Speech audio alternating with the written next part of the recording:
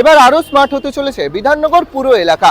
বাগুইহাটি, রাজারহাট, কৃষ্ণপুর, সল্টলেকের বাসিন্দারা এবার সম্পত্তির কর জমা দিতে পারবেন অ্যাপের মাধ্যমেই। এমনটাই জানা যাচ্ছে বিধাননগর পুর নিগমের তরফ থেকে। একটি নতুন অ্যাপ আনতে চলেছে বিধাননগর পুর নিগম। আর সবকিছু ঠিক থাকলে চলতি বছরের 1 এপ্রিল থেকেই এই অ্যাপের মাধ্যমেই সম্পত্তির কর জমা দিতে পারবেন ওই এলাকার বাসিন্দারা। এমনটাই জানিয়েছে পুর নিগমের এক কর্তা। 2025-26 অর্থবর্ষে 44 কোটি টাকা কর আদায়ের টার্গেট রেখেছে বিধাননগর পুর নিগম।